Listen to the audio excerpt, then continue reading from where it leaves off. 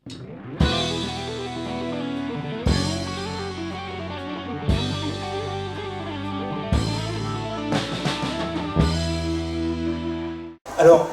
bon, je vais prendre la parole, après je laisserai beaucoup la parole aux auteurs.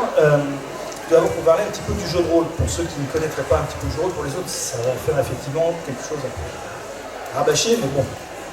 Donc le jeu de rôle, qu'est-ce que c'est? Donc c'est un jeu où les joueurs, les personnes qui jouent autour de la table, ont joué le rôle d'un personnage dans un univers qui, la plupart du temps, est géré par un maître de jeu, lequel maître de jeu peut être quelqu'un, si c'est autour d'une table, ou être l'ordinateur, si c'est sur un ordinateur.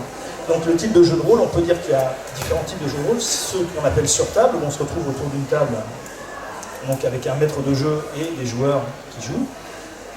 Sur ordinateur, ce que j'ai tout à l'heure, donc là on va trouver sur console ordinateur des jeux qui sont à la limite plutôt du jeu d'aventure que du jeu de rôle, mais qui permettent de jouer des rôles de personnages. Et puis il y a ce qu'on appelle les grandeurs nature, où les gens se déguisent et s'habillent selon le personnage qu'ils incarnent. Et puis, bon, le jeu, ce n'est pas uniquement le jeu de rôle, il y a aussi beaucoup d'autres jeux. On va voir qu'il y a certains jeux qui ont des relations intimes avec les romans, hein, donc des jeux de cartes, des jeux de plateau. Et donc voilà, donc je voulais vous brosser juste ce petit résumé sur le jeu de rôle avant de laisser la parole à mes amis et collègues. Et est-ce qu'il y a quelqu'un qui veut parler du début des jeux de rôle? Vraiment, pour donner un mot, le jeu de rôle, c'est un loisir assez récent, parce que je crois de mémoire, ça commence dans les années 70, mais aussi pour faire très très court, pour mettre en contexte. Ça commence avec le grand ancien qui est Donjons et Dragons, vous connaissez peut-être le nom, même si vous n'êtes pas joueur, qui est issu du Wargame. Le Wargame, c'était simuler des armées, puis petit à petit, on a dit qu'on va simuler une seule personne, et c'est comme ça que le jeu de rôle est né. Et aujourd'hui, c'est décliné sur des multitudes d'univers. C'est drôle, et c'est ce que je pense essayer d'aborder ensemble, c'est que ça s'auto-alimente, c'est-à-dire que le jeu de rôle, c'est des univers fictionnels, puis tout d'un coup, on va faire des jeux de rôle sur des univers ou des romans tirés d'œuvres, par exemple l'Appel de Cthulhu autour des œuvres de Lovecraft, et maintenant, ça va aussi en sens inverse, on écrit des romans issus de jeux de rôle, et ainsi de suite. Voilà. Ça commence, oui, ça a quoi? Ça a 30, 40 ans, c'est très récent comme loisir. Alors en fait, en France, c'est arrivé du côté de 1981-82, pour vous donner une idée. Et encore, les livres étaient en anglais. J'ai commencé à jouer au jeu de rôle au tout début. Et c'était très dur parce qu'on essayait de jouer en français autour de la table, mais avec des livres de règles qui étaient entièrement en anglais. Bon, alors, vous êtes des romanciers, c'est bien ça? Est-ce que les jeux vous ont inspiré? Est-ce que vous participez à des choses qui ont quelque chose à voir avec des jeux? On m'a parlé de loup-garou.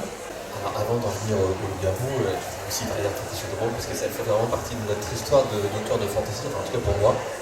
Le jeu de rôle, c'est mon enfance des années 80-90. On avait notre groupe de copains au collège, on se retrouvait tous les samedis pour faire des jeux de rôle. Et je pense que ça a profondément irrigué l'écriture que j'ai pu avoir, pas en adaptant des histoires de jeux de rôle qui sont très mauvaises en livre, hein, parce que jouer un personnage ou en écrire un, ce n'est pas la même chose. Mais on a des univers communs, des images en tête, des formules. Et quand je me suis mis à écrire, je n'écrivais pas tout de suite de la fantaisie. Et les mots me venaient difficilement et j'avais l'impression d'avoir des histoires qui étaient heurtées. Et quand j'ai commencé à écrire en fantaisie, ça me venait tout seul parce que je pense que j'avais cette expérience des jeux de rôle qui avait irrigué toute mon imagination. Donc oui, l'influence des jeux sur la littérature, c'est pas juste le fait qu'on adapte un jeu en roman ou un roman en jeu, c'est aussi qu'on forme des auteurs pour plus tard. Pour ceux qui ne connaissent pas, juste dans E.T., il y a une scène où les enfants jouent au jeu de rôle. Et dans Stranger Things, pour ceux qui connaissent la série, on a aussi un groupe d'enfants des années 80 donc, qui jouent au jeu de rôle. Moi, ça me faisait vraiment écho à ce que j'avais vécu. Moi aussi, je suis arrivée beaucoup dans l'écriture. J'ai fait du jeu de rôle avant d'écrire. J'ai trouvé mon mari comme ça, donc c'est cool. Silène, c'est un nom que j'avais choisi en premier lieu, c'est pas mon nom, pour jouer à Agon. Donc c'était mon nom de Méduse, qui était double. Agon, un jeu tiré d'un univers. On manque Gabory. De Mathieu Gabory. Donc voilà, Shadow, enfin voilà, je jouais à ça, c'était vraiment important et moi ça me plaisait beaucoup. J'y suis arrivée par le théâtre en fait parce que dans le théâtre j'étais coincée par le texte puisque j'étais obligée d'interpréter le texte de quelqu'un d'autre alors que en jeu de rôle je pouvais interpréter et improviser, ça me plaisait bien. Et puis finalement de là je suis arrivée à écrire mes propres textes. Donc c'est vraiment des étapes de création vers une communication, parce que pour moi l'écriture c'est vraiment un mode de communication idéal, après avoir essayé d'autres modes de communication comme le jeu de rôle, comme le théâtre, comme je passe mes essais en peinture, dessin et musique. Okay, oui, moi aussi j'ai été rôliste et je suis toujours rôliste, hein, je joue. C'est drôle, ça fait un peu groupe de rôlistes anonymes, de paroles. Ça fait 10 ans que j'ai pas touché à un jeu de rôle. C'est dur. Et alors quelque chose d'intéressant, pareil, je pense que ça... Moi je ne serais pas aussi radical que peut-être que vous sur le lien écriture-jeu, ça reste un jeu pour moi. Par contre, il y a quelque chose d'assez intéressant. Il est vrai que je n'ai... Donc le jeu de rôle, c'est avant tout de l'improvisation autour d'une table, autour d'un univers commun partagé, généralement qui est décrit par un joueur, donc le maître du jeu, qui partage, qui essaie de faire en sorte que tous les joueurs autour de la table aient le même visuel, le même univers en commun. Et ça participe à quelque chose que je n'ai jamais retrouvé ailleurs. Et qui, par contre, ça est utile si on veut écrire un jour. C'est une forge de l'imaginaire comme je n'en ai jamais vu. Je n'ai jamais vu un outil aussi fort pour s'essayer à l'imagination. Et en plus, qui plus est, une imagination collective et une imagination instantanée. Ça, c'est vrai, c'est-à-dire pour imaginer un univers, pour imaginer une histoire, quel que soit le niveau où on est autour de la table, je pense qu'il n'y a pas mieux. Si vous voulez vous essayer comme ça à quelque chose, ne serait-ce que pour l'expérience, si vous n'en avez jamais fait, vous allez voir votre imagination, elle va carburer autour de la table. Donc, le lien en direct avec le roman, il n'est pas direct, mais il sert, le jeu de rôle participe à comment imaginer une histoire, comment imaginer un personnage, comment imaginer des possibilités. Ça oui. Après, ça reste d'un côté un jeu qu'on partage, d'un autre côté un récit figé qu'on donne à un lecteur.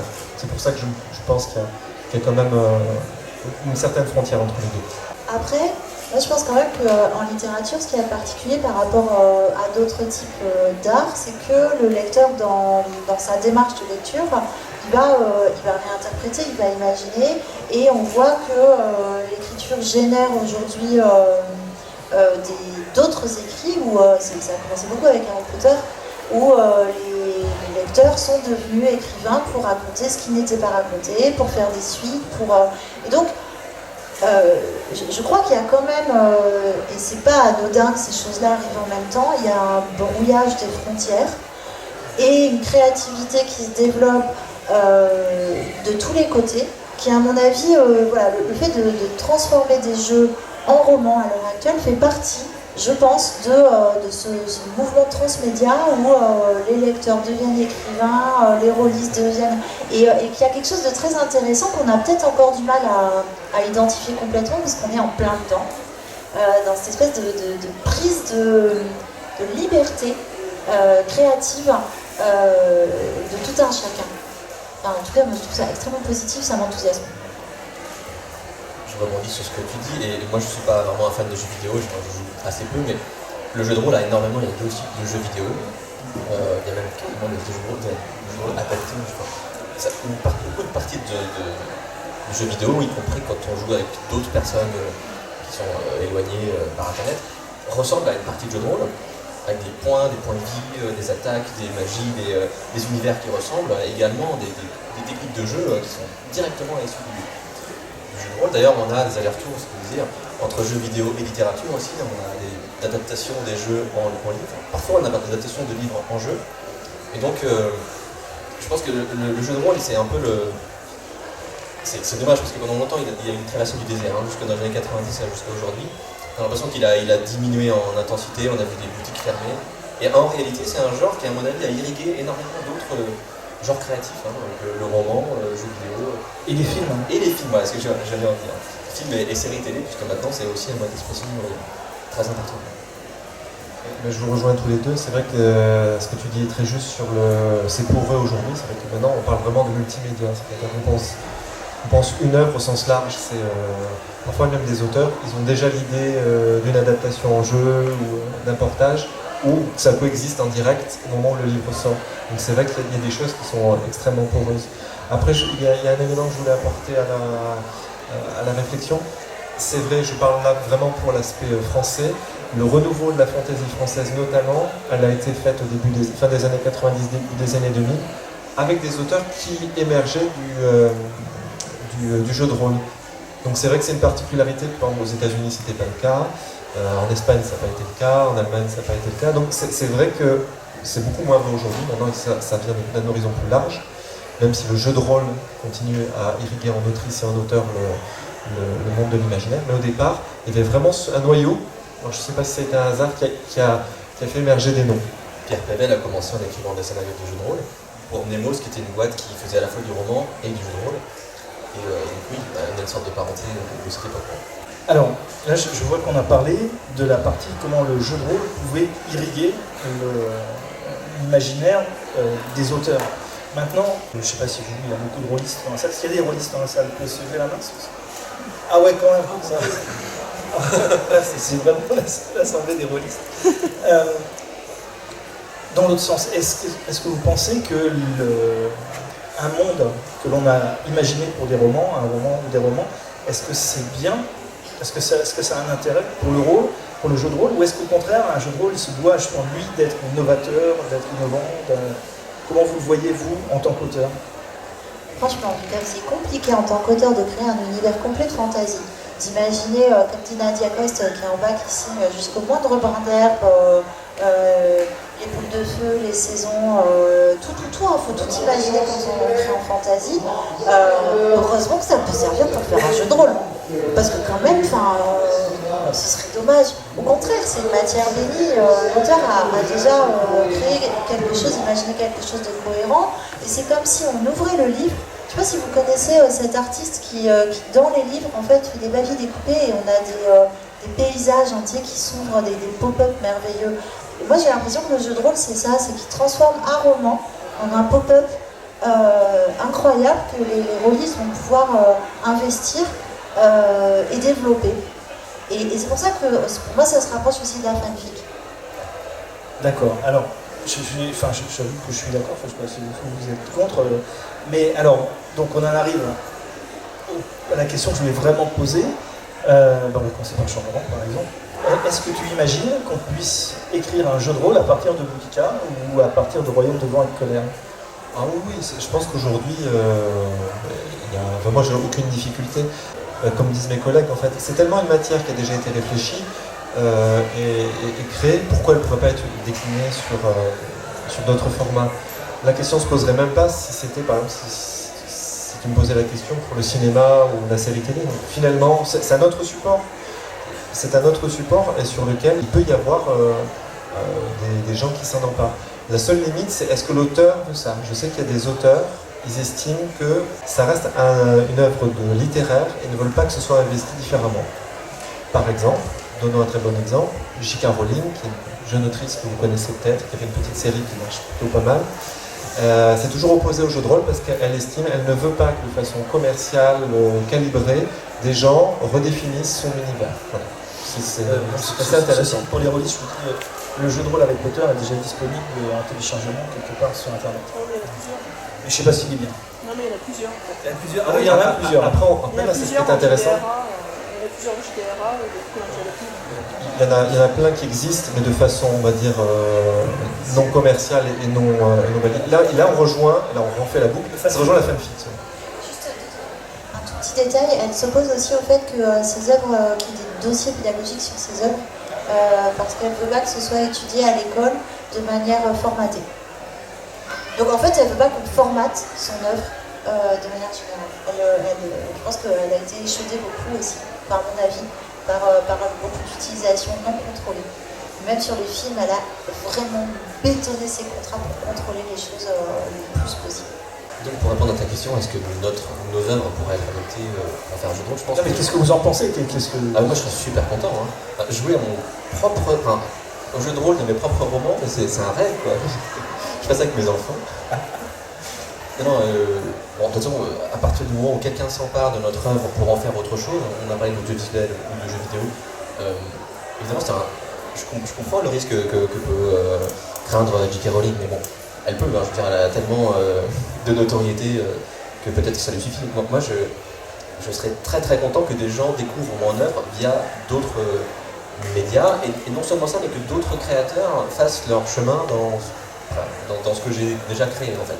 Qu'ils le voient à leur manière, alors peut-être qu'après ça ne me plaira pas le résultat, je sais pas. En tout cas, je serais très curieux de le voir. Je sais qu'il y a, on n'a pas parlé de la BD aussi, il y a de plus en plus de BD qui adaptent des romans.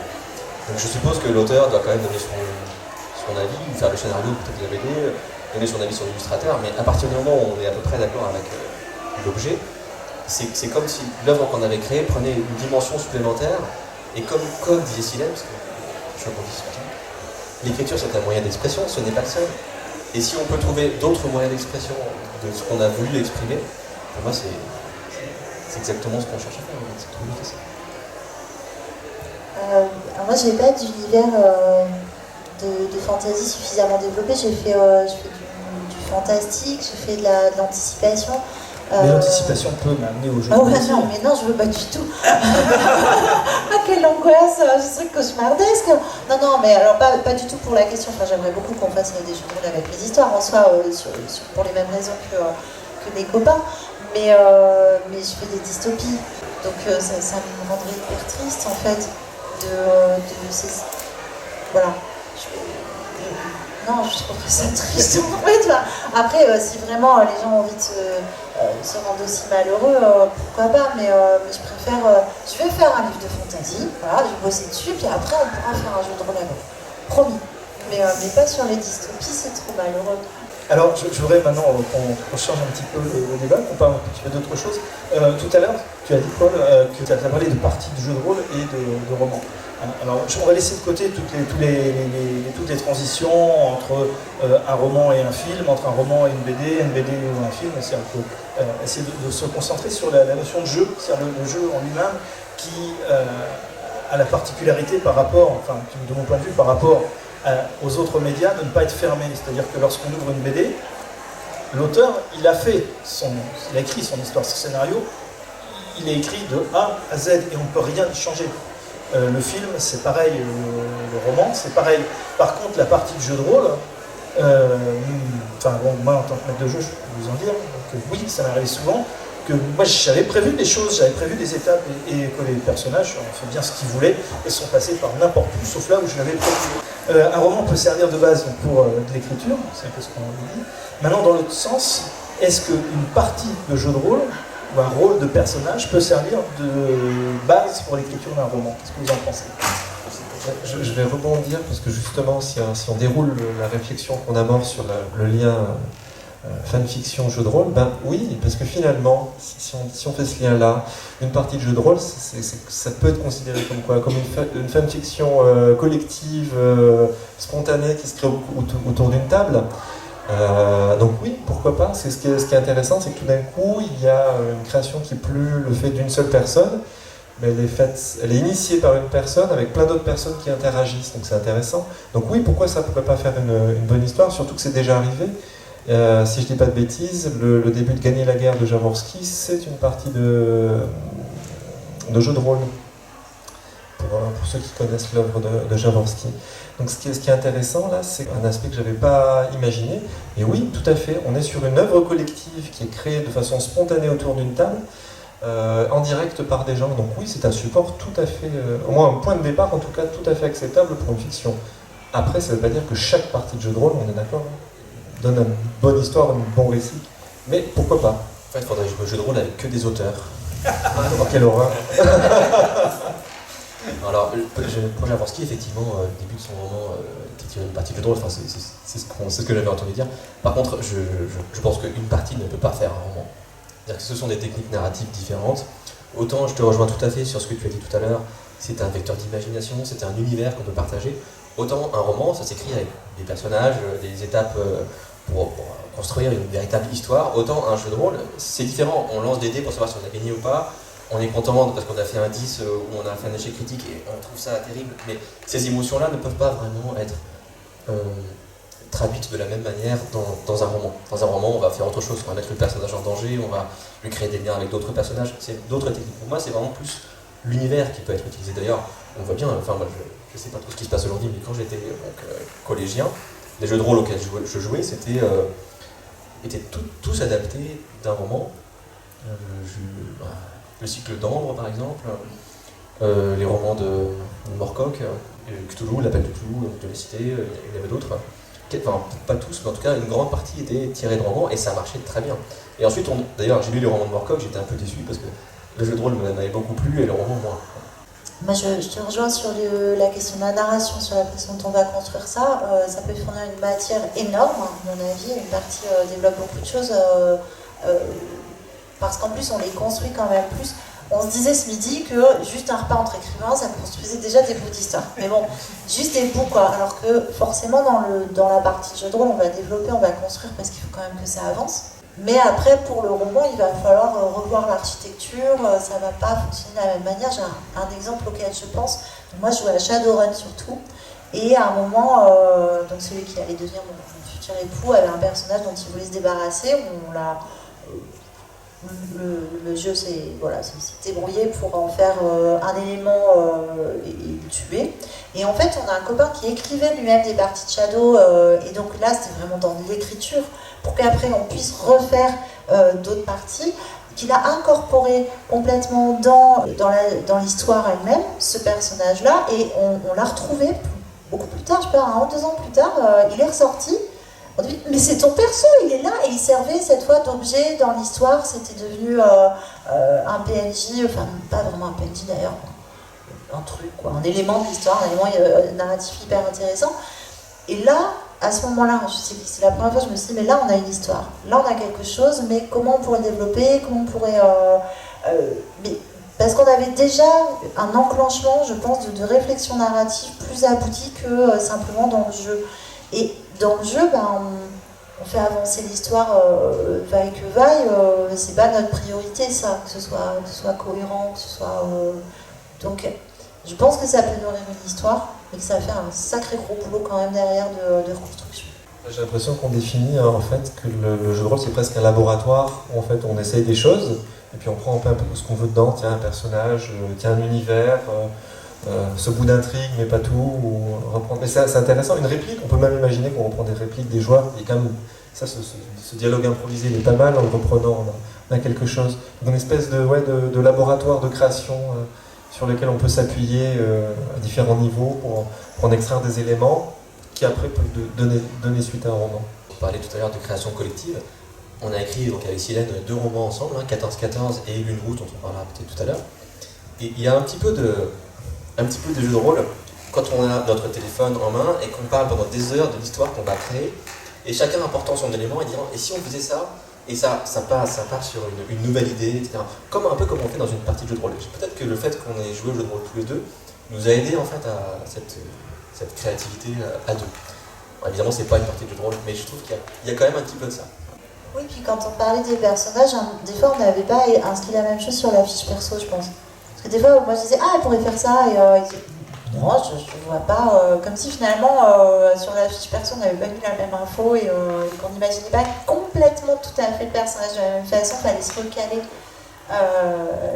sur. Parce qu'on n'a pas fait de fiche perso. Alors après, il y a des auteurs qui font des fiches perso et tout, comme dans le jeu de rôle, qui sont assez précises avec tout ce qu'ils savent faire et tout. Nous pas du tout. Je sais pas si tu fais ça, toi. Alors moi j'écris sans fiche, sans plan, sans rien, donc c'est pas du tout le bon... C'est pareil en fait, on est tous les trois sur le même mode de fonctionnement. Oui, pour parler de mon livre à moi, donc en fait ça c'est un jour quand j'ai terminé une campagne et j'avais 5 PNJ qui me plaisaient bien et qui étaient là sur la table, j'avais des fiches de PNJ et je me suis mis à écrire ça. Voilà. Et donc c'est exactement ce que tu disais, c'est la matière, c'est pas, j'ai pas recopié l'histoire qu'ont joué mes joueurs, j'ai pas recopié la partie, je me suis servi de la matière et je me suis servi de mes personnages. Donc je pense que c'est ça, c'est ce que vous avez dit, c'est une bonne approche, de laboratoire plus que de recopie. Je crois, je reviens sur les loups-garous, sur Lune Rouge qu'on a écrit, parce que ça a été vraiment quand même une expérience intéressante. En plus, on parle d'un jeu un peu particulier, puisqu'on est entre le jeu de société et le jeu de rôle, on a des cartes. C'est pas un jeu de rôle très abouti, puisqu'en fait, la fiche de perso, elle se limite à la carte qu'on a. on dit loup ou paysan et un petit descriptif dans les règles. Et nous, on nous a demandé d'écrire à partir de ça. Je pense que ça aurait été pour moi beaucoup plus compliqué d'écrire à partir d'un jeu de rôle beaucoup plus développé. Là, c'était intéressant parce qu'il y avait un certain nombre d'éléments, mais on avait quand même une immense liberté.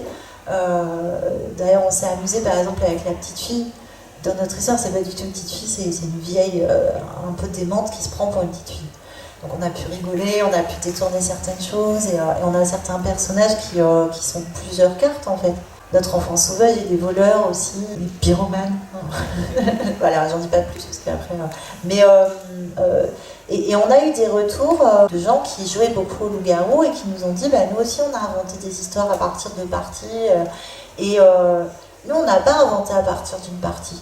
On a inventé vraiment à partir des cartes, des possibilités qu'on avait, comme des pions, on a étalé toutes les cartes, on a vu tout ce qu'il y avait, tout ce qui existait, et on ne s'est pas inspiré d'une partie parce que c'était pas ce que voulaient les gens qui ont créé le jeu d'une part, et puis parce que ça aurait été dommage en termes de liberté là-dedans. C'était pas le même contrat en fait. C'était pas une partie qui nous a fait dire « Ah tiens, si on l'écrivait et tout ». Le labo, il n'était pas là dans ce cas-là. Il n'était pas dans la partie de jeu, il était dans l'imaginaire des créateurs du jeu, beaucoup plus, qui nous ont passé ce relais-là, et dans un esprit du jeu qui nous ont expliqué, et dont on s'est saisi pour écrire après. Je sais pas si je suis claire et si j'explique bien ce qu'on a fait.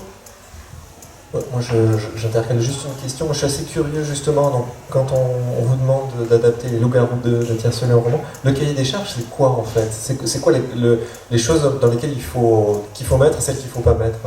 Alors, on a rencontré Hervé Marly, Philippe Desballières, au château de Philippe Desballières, du côté de Saint-Nazaire, chez eux, pour un déjeuner, et évidemment, on est resté tout l'après-midi à discuter. Il y en avait un peu l'impression dans l'entretien d'embauche. Et vous allez faire quoi? Qu'est-ce que vous avez fait comme roman? Et on a beaucoup discuté du jeu, de leur façon de voir le jeu. Par exemple, pour eux, c'était très important de dire on ne tue pas les personnages.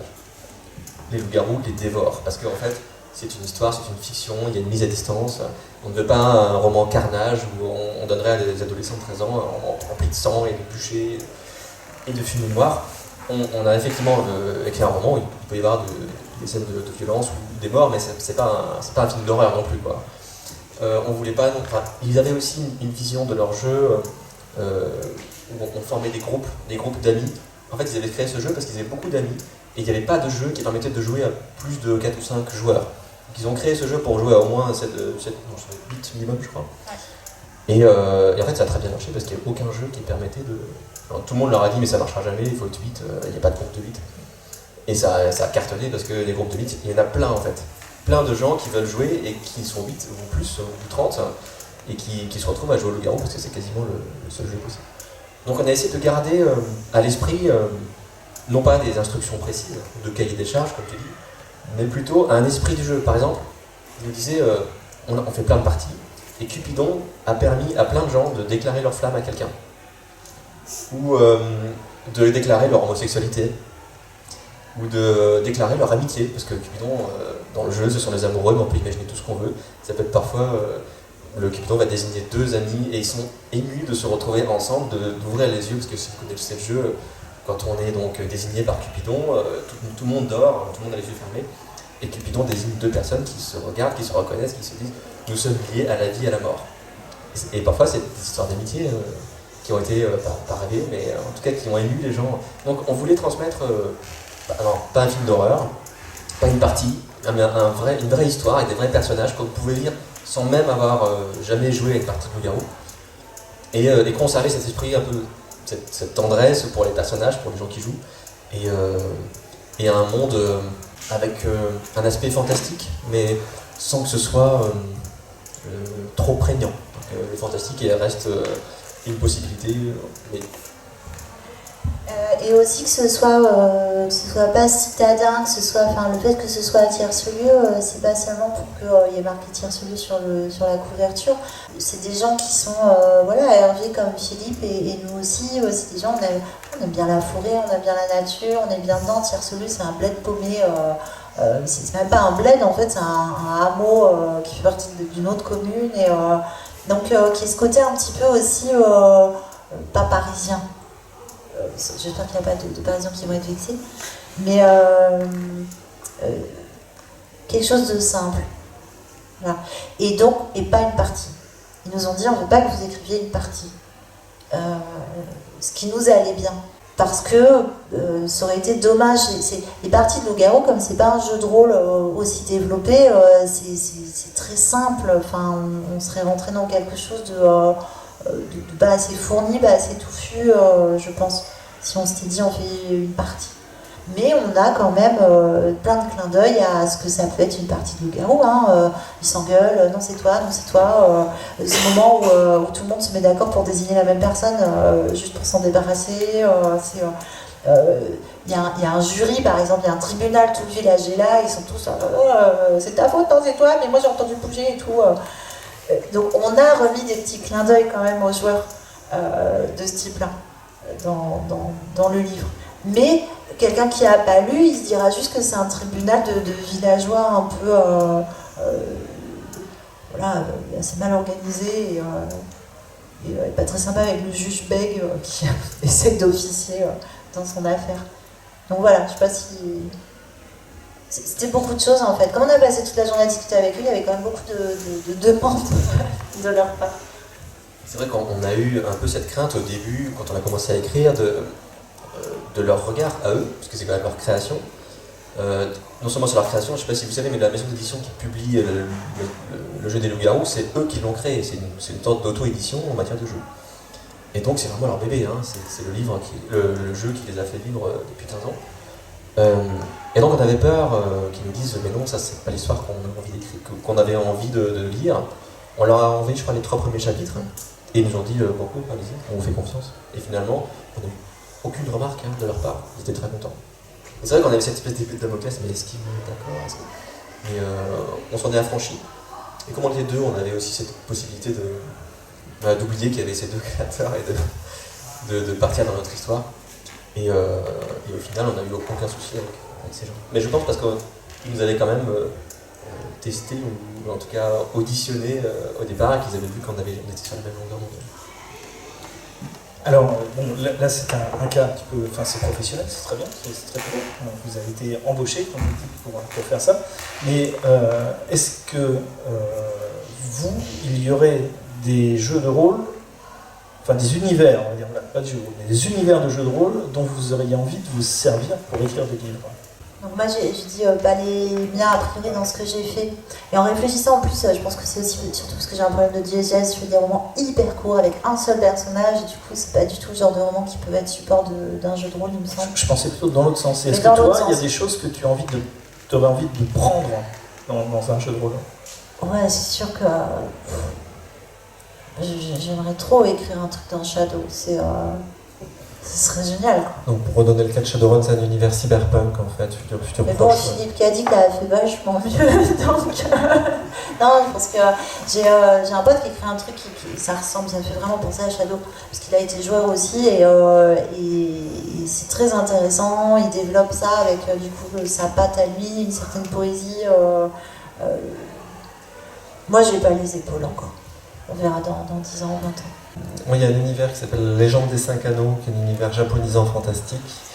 Et d'autant plus, j'aimerais écrire dedans qu'il y a des gens qui écrivent dedans. Si vous connaissez Marie Brennan, qui écrit notamment tout son cycle sur les dragons, elle écrit des nouvelles dans cet univers-là. C'est même commandé par la maison mère Fantasy Flight Game, qui a fait quelque chose qui, à mon avis, j'ai jamais vu l'équivalent. En fait, ils ont commandé un certain nombre d'auteurs d'écrire l'historique, la storyline qui avance au fur et à mesure du jeu. C'est-à-dire que de mois en mois, il y a 1 ou 2 nouvelles qui sont publiées depuis la sortie du jeu de rôle, depuis la nouvelle édition, et qui font avancer l'histoire. Et vous avez une espèce de roman, vous passez d'auteur en auteur, où il y a des cliffhangers, à chaque fois il y a des choses, donc c'est pas des choses avec l'empereur de cet univers, des trahisons, c'est très axé autour des clans et des familles, et je trouve l'idée géniale, et je me dis, mais moi j'adorerais écrire dans cet univers-là, et j'aimerais surtout qu'on puisse investir en univers francophone et qu'on arrive à ça. Je trouverais ça extraordinaire, déjà parce que je trouve qu'au niveau de la nouvelle, ça lui redonnerait une place, parce qu'on sait que c'est difficile d'éditer de la nouvelle en France. Je me dis là, c'est peut-être un moyen de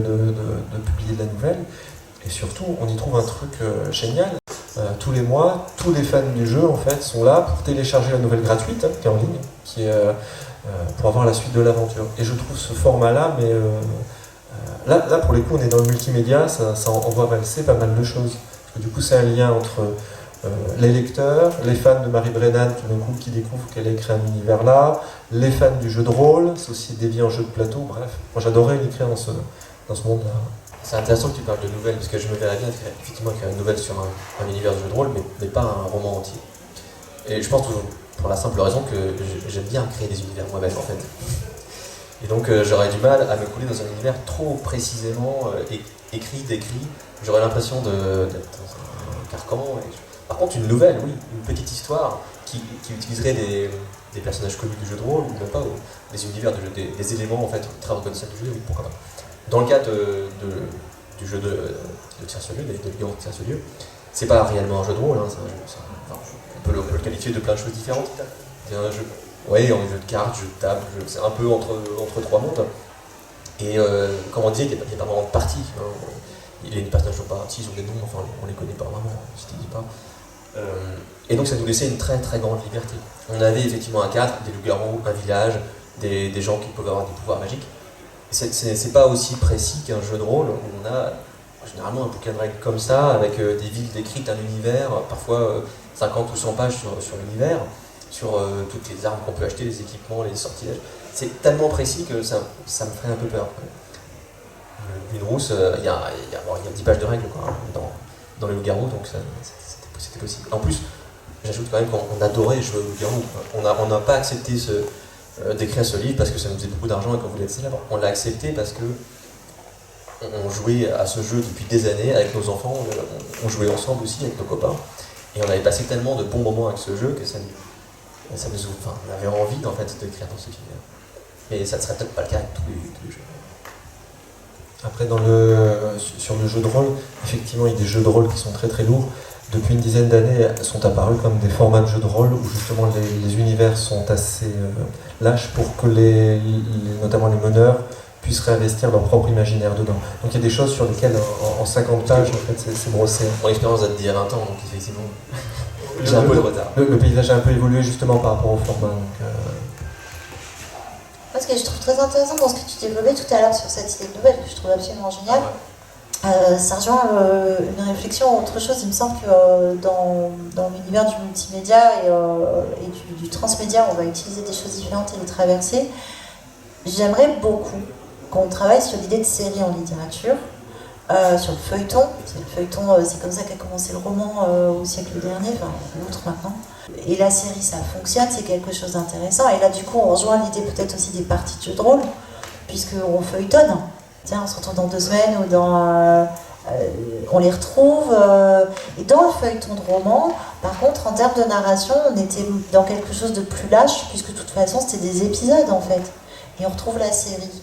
Et finalement, un truc triple, jeu de rôle, série, nouvelle, ce serait génial.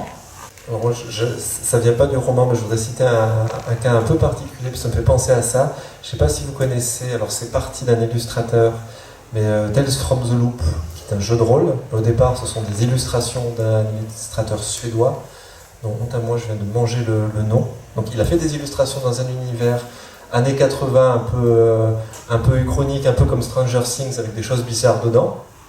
Les illustrations ont tellement plu que c'est devenu un jeu de rôle. Et ça a tellement plu que ça devient une série télé. Et dans ce sens-là, c'est assez rare pour le signifier, et surtout pour signifier quelque chose d'intéressant, c'est que là, on ne parle pas d'un écrit.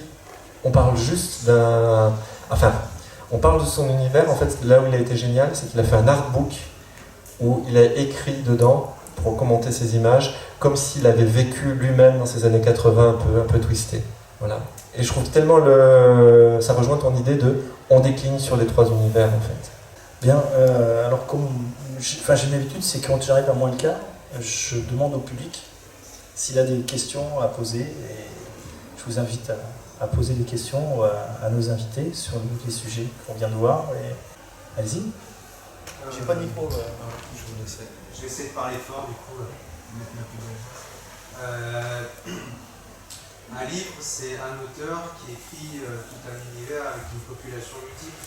Un jeu de rôle, normalement, c'est plusieurs personnes qui interagissent dans un univers qui a été écrit par une personne, mais ce que je voulais expliquer, c'est que Est-ce que c'est pas un laboratoire humain pour donner un peu de crédit à ces histoires? Moi j'avais un pote qui jouait beaucoup sur ordinateur à des jeux de rôle justement, et il y avait la vie privée qui se mélangeait des fois un peu à la fiction, c'est-à-dire qu'il y avait des histoires d'amour qui se créaient, des amitiés qui se brisaient, des clans qui se faisaient vraiment. C'est un peu comme le débat Sith Jedi, hein, il y en a vraiment, chacun aura son... Et la réalité qui dépasse la fiction avec la personnalité de la personne qui va ressortir plus naturellement quand on essaye justement en écrivant de donner un maximum de personnalité à des personnages qui n'existent pas.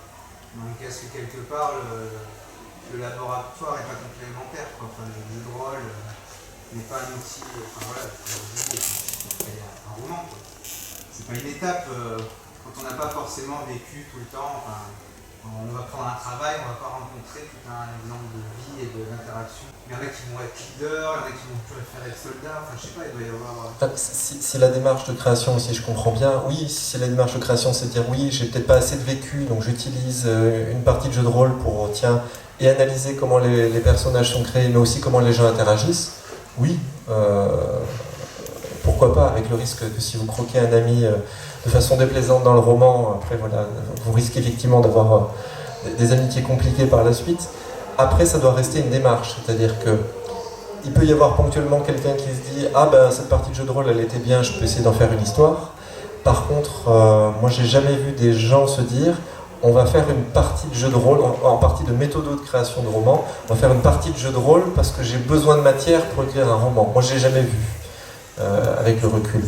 Mais pourquoi pas ? Par contre, c'est vrai que je rebondis sur le fait que ça peut être un moyen pour quelqu'un d'utiliser l'univers du jeu de rôle, de s'en inspirer pour créer son univers, oui, parce que du coup, il y a une matrice, parfois des éléments un peu redondants. Surtout quand on est feignant comme moi j'utilise l'historique pour pas avoir créé l'univers, donc je comprends tout à fait ce raccourci-là qui peut être utilisé. Après, je ne sais pas ce que vous en pensez sur cette dimension-là. Je ne sais pas si j'ai bien compris ce que vous voulez dire, mais je rebondis sur la personnalité qu'on prend, qu'on choisit pas forcément, de prendre quand on joue au jeu de rôle. On apporte en fait cette personnalité quand on joue. Mais on choisit aussi un personnage. Et parfois on choisit le personnage qu'on n'est pas dans la vraie vie parce qu'on ne peut pas le jouer en fait dans la vraie vie. Et en tant que romancier et qu'écrivain, on fait parfois la même chose. C'est-à-dire qu'on invente des personnages qui vont vivre une vie qu'on n'a pas, ou une facette de notre personnalité qu'on aimerait exprimer, mais qu'on ne peut pas toujours parce que dans la vraie vie, on a un certain rôle. Je joue au jeu de rôle avec mes enfants, et ils sont 3, il y en a un qui est petit, il a 8 ans, quand on a commencé il avait 6 ans, et lui, son personnage préféré, c'est toujours le gros barbare avec la hache à deux mains, parce qu'il est petit dans la réalité, et donc ça lui fait vraiment plaisir de jouer le plus fort. Voilà. Et peut-être que nous autres auteurs, on n'est pas tous fait des enfants de 6 ans, mais on peut avoir ce fantasme de dire je vais jouer un personnage vraiment impertinent. Je vais être super sexy et... Non. Enfin, on peut avoir différentes envies de tester des personnalités qu'on n'a pas forcément dans la vie. Je suis très inquiet, je joue beaucoup de personnages féminins dans le jeu. tu assumes ta part féminine. Non, mais moi, je vais te rassurer. Alors, moi, ce qui me semble important, par rapport à ce que tu disais, je suis d'accord avec mes camarades et j'essaie d'avancer un petit peu pour te répondre. Moi, j'expérimente pas de la même manière. Le laboratoire de l'écriture n'est pas le même que le jeu de rôle. Et par exemple, là, moi, j'ai joué avec Les Affamés à un type de 50 ans, blanc, et ça m'intéressait de le suivre, de le faire avancer. Dans le jeu de rôle, on aurait joué. Donc, on aurait joué certaines choses. Alors que dans l'écriture, je suis obligée de le mener partout.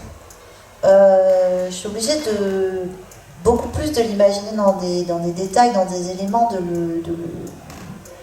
le tester réellement par l'écriture elle-même, qui a un geste, qui a une matière, une façon de creuser dans la matière, une sculpture.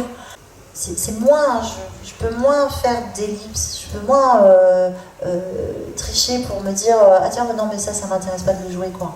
Donc j'ai l'impression d'être obligée d'aller plus loin dans mon expérimentation dans l'écriture que je ne le faisais au théâtre, dans l'impro ou dans le jeu de rôle. Et du coup, de donner plus de matière à mon personnage. Voilà. Après, c'est très personnel. D'autres personnes vivront peut-être le jeu de rôle d'une manière complètement différente, et peut-être que dans le jeu de rôle, au contraire, ils vont creuser beaucoup plus qu'ils ne le feraient dans l'écriture.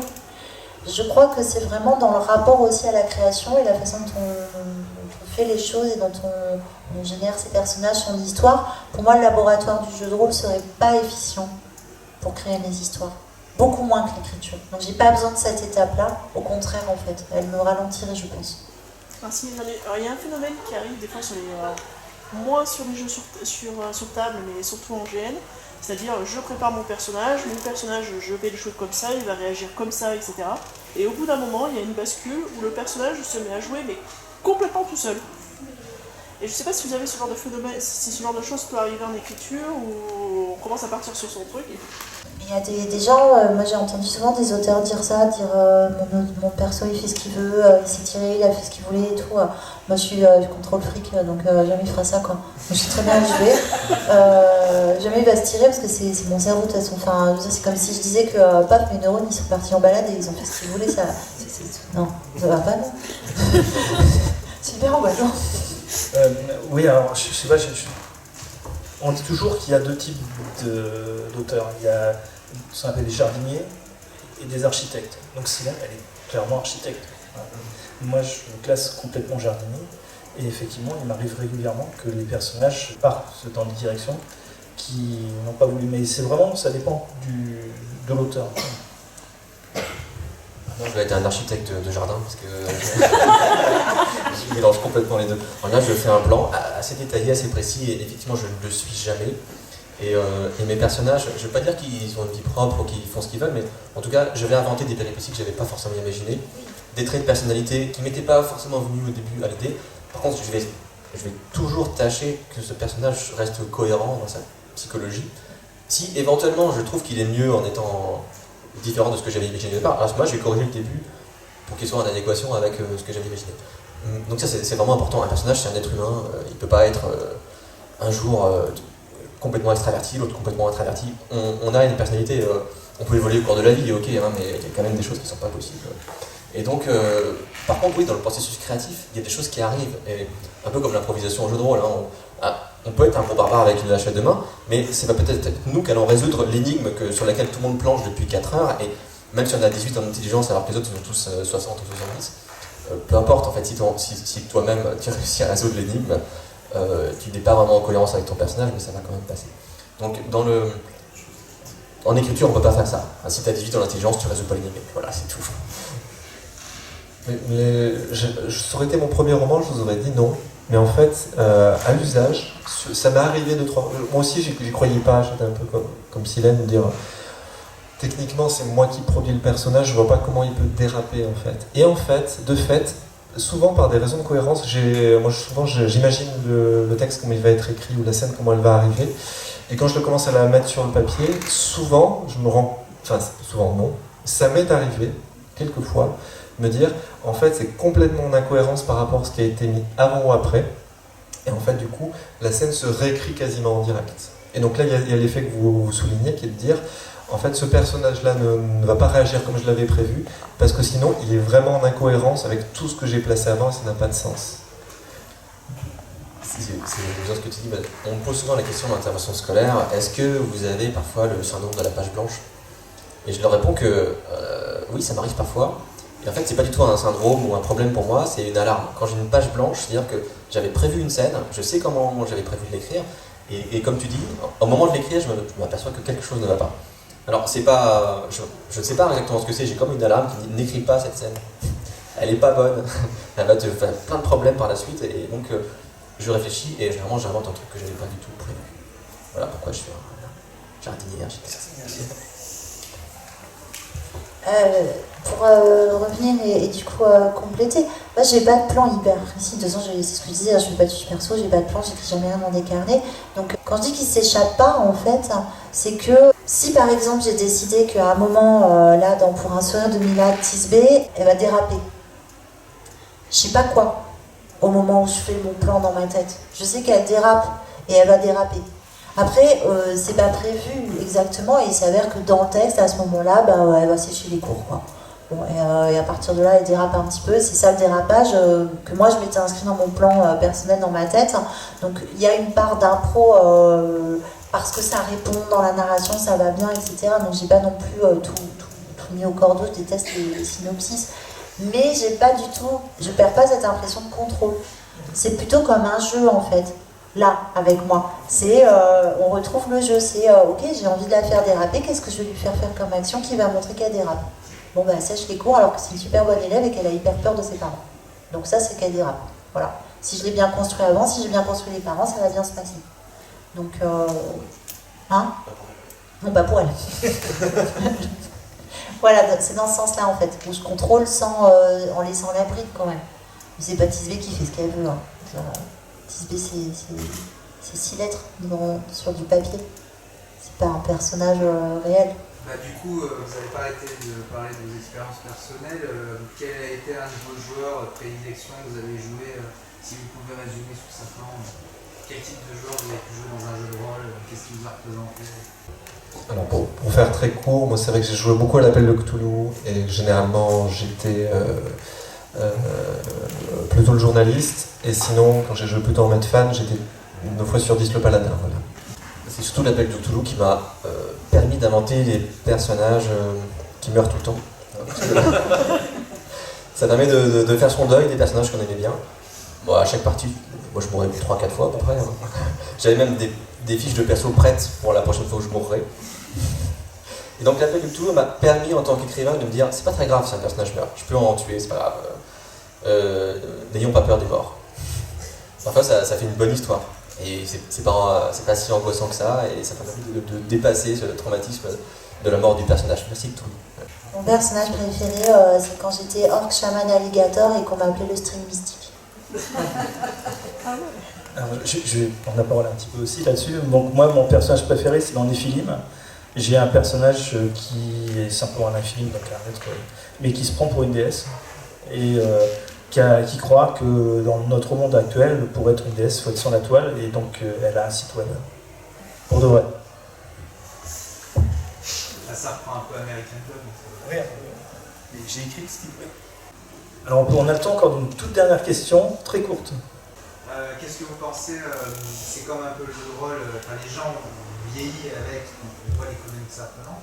Par exemple, le jeu de société, c'est vachement, on a dépassé le petit chevaux, le machin. Et il y a ce genre de pratique un peu à la manière d'un jeu de rôle, voire même des choses avec des histoires dedans, des récits en jeu de société. Je ne sais pas si vous avez approché ce genre de Comme la table ronde, par exemple. Ou plus récemment Time Story, qui est à mon avis qui est un objet transgenre, puisque c'est vraiment un jeu de société qui cherche à lorgner un système narratif comme le jeu de rôle, mais sans maître de jeu. C'est d'autant plus un exemple intéressant qu'il y a un roman qui sort le mois prochain sur Time Story, donc ça rejoint la boucle en fait de la table ronde que tous les médias se rapprochent petit à petit, je pense. Moi je pense en ce moment je joue énormément à l'auberge sanglante et on se raconte des histoires autour de l'auberge rouge et ça perturbe les gens qui arrivent chez nous quand mes filles de 12 et 9 ans disent « Oh maman, faut absolument que tu tues le baron, ce sale noble, parce qu'il y a un flic. » Voilà, donc on s'imagine des histoires et tout, et comme on est des vrais rouges, en plus c'est assez rigolo, on tue les nobles en priorité, et les flics aussi. C'est pas très bien, hein, j'imagine, mais je sais pas ce qu'elles vont écrire comme histoire après avec l'auberge sanglante, je suis pas hyper rassurée en fait. C'est pas de ma faute, tout est de la faute de leur père. Et donc tu es aussi autrice de jeunesse, hein, c'est bien ça. C'est ça, ouais. Bon, je vais vous remercier beaucoup de nous avoir écoutés, d'être restés jusqu'au bout. Et donc je vous donne rendez-vous auprès du stand de nos auteurs qui, par un hasard, sont les uns à côté des autres, tous les trois. Voilà. Enfin, et merci beaucoup. Et merci à vous trois d'avoir si bien participé. Voilà. Merci à toi.